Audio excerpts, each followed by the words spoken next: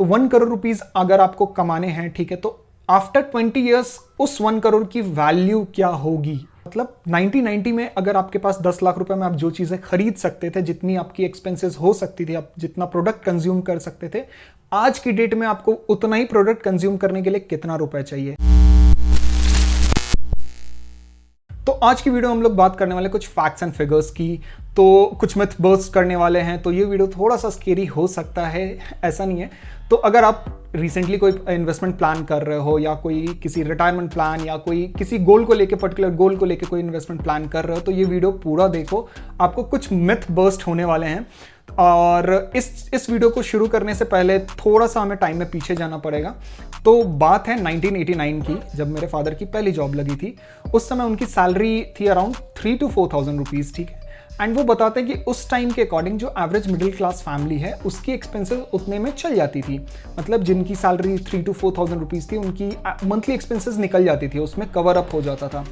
तो अगर थोड़ा सा हम लोग टाइम में पीछे जाते हैं और उन्हीं लोगों से कुछ सवाल पूछते हैं अबाउट द इन्वेस्टमेंट, कि आफ्टर 20 to 30 ईयर्स के बाद अगर उनको रिटायरमेंट प्लान करना है, या किसी गोल को लेकर अगर कोई इन्वेस्टमेंट प्लान करना है, तो उनका जो इन्वेस्टमेंट गोल अमाउंट है वो कितना होना चाहिए। तो मैक्सिमम जो आपको आंसर मिलेगा वो मिलेगा 5 to 10 लाख रुपीस।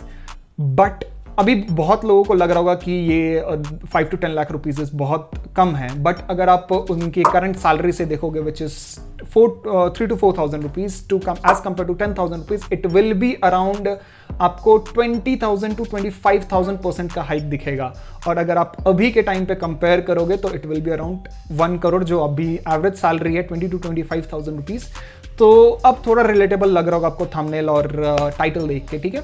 तो आफ्टर 32 ईयर्स, मतलब अभी के टाइम पे जो अब 10 लाख रुपीज है, उसकी करंट वैल्यू क्या रही है वो आप देख सकते हो। अगर मान लो उस टाइम पे किसी ने 10 लाख रुपीज को माइंड में रख के अपना रिटायरमेंट प्लान किया होगा, तो अभी उसके पास 10 लाख रुपीज है।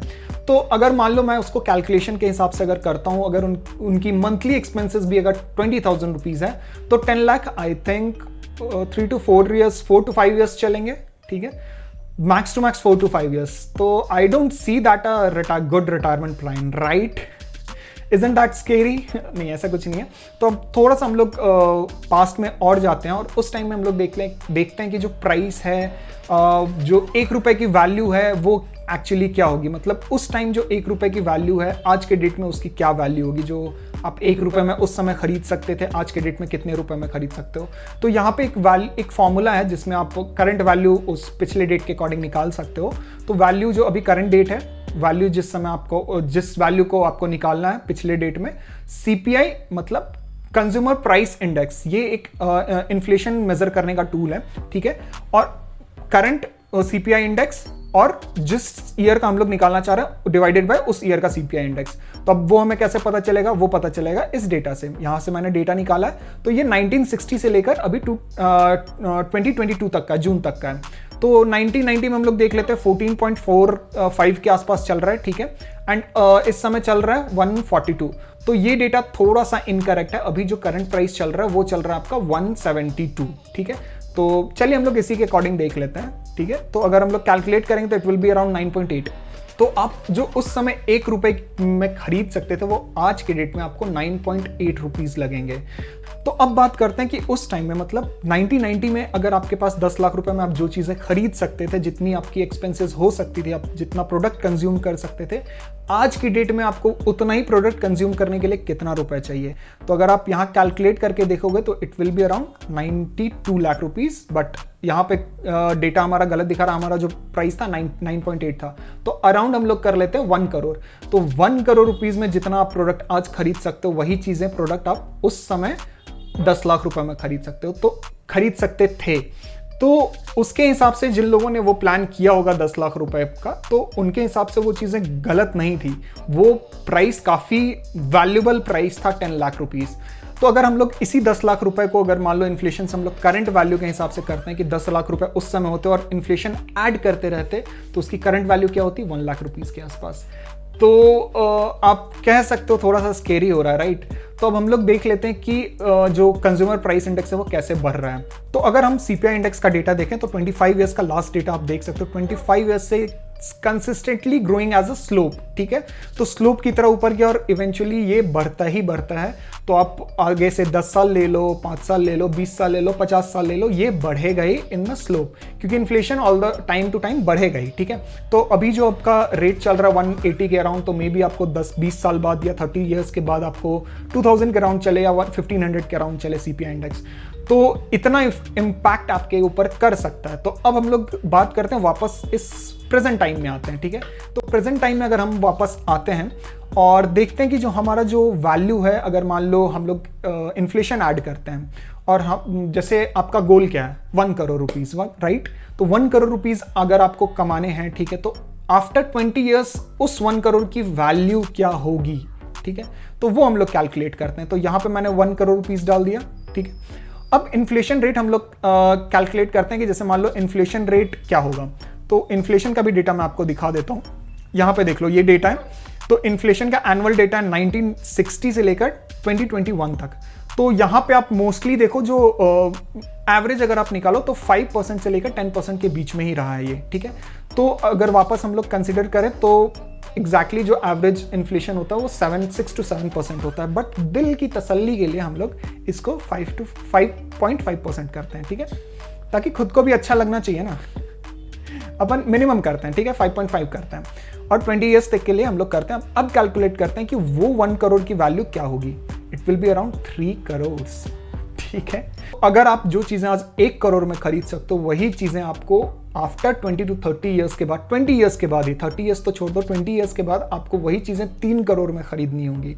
जो लिविंग एक्सपेंसेस आप प्लान करके सोच रहे हो कि 1 करोड़ में 20 साल के बाद ऐसे आराम से जीऊंगा, वो चीजें आपको करने के लिए 3 करोड़ रुपए चाहिए, ठीक है। तो अब आपको थोड़ा सा क्लैरिटी मिल रहा होगा कि यार ये तो थोड़ा स्कैम चल रहा है, ठीक है। तो अब हम लोग बात करते हैं कि ये डेटा का हमें क्या करना है। ये अगर हम डेटा यूज, इतना तो डेटा मैंने बता दिया, तब इसका करे क्या तो इसका क्या करना है वो मैं बताता हूँ आपको। क्या करना है, जैसे SIP आप कर रहे हो, ठीक है, आप प्लान कर रहे हो कि आपको 1 करोड़ रुपीज चाहिए। तो ये ऑलमोस्ट 1/3 हो गया, ठीक है, 3 टाइम्स हो गया। 1 करोड़ का 3 करोड़ हो गया तो 3 टाइम्स हो गया।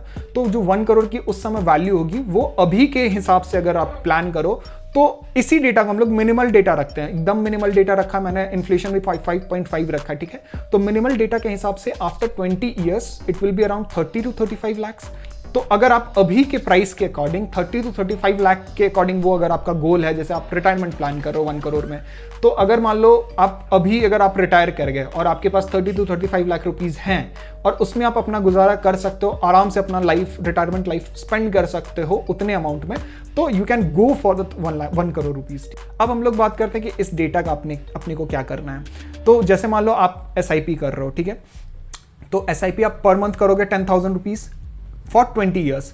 एंड चलिए मान लेते हैं 15%, बहुत बेस्ट केस सिनेरियो मैं ले रहा हूँ, 15% कोई भी म्यूचुअल फंड आपको थ्रू आउट 20 ईयर्स एक एवरेज रिटर्न दे रही है।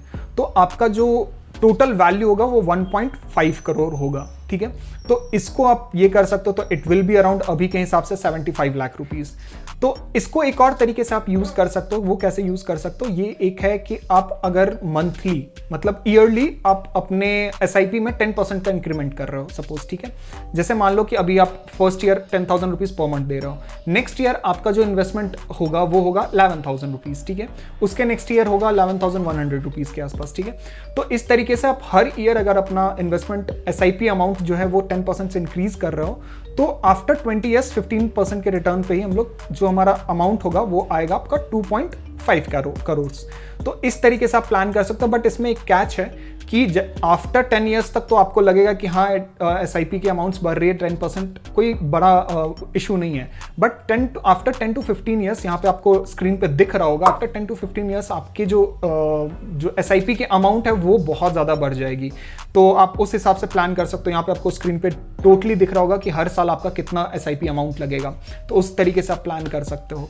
तो इस तरीके से आप प्लान करके कर सकते हो। बट मेरा इस वीडियो को बनाने का मोटो यही था कि don't go with any social medias myths, okay. आप अपना प्लान, आप अपना इन्वेस्टमेंट सेंसिबल प्लान करो, एक अमाउंट को लेके प्लान करो, एक इन्फ्लेशन को माइंड में रख के प्लान करो और उसी के अकॉर्डिंग आप अपना इन्वेस्टमेंट करो और हर चीज़ को अपनी तरह डाइवर्सिफाई करके रखो कि इसके लिए मुझे ये अमाउंट चाहिए, इसके लिए मुझे ये अमाउंट चाहिए। तो अगर ये वीडियो अच्छा लगा, अगर ये वीडियो क्लैरिफाइंग अगर ये वीडियो आपको अच्छा लगा, अगर ये वीडियो क्लैरिफाइंग लगा तो make sure you hit the like button and subscribe to this channel. अगर ये नंबर इंक्रीज होता है तो मुझे मोटिवेशन मिलता है to make more and more videos for you guys. और अपने दोस्तों के साथ जरूर शेयर करो जो एक इन्वेस्टमेंट प्लान कर रहा है अभी रिसेंटली, ठीक है। तो till then thank you and happy investing.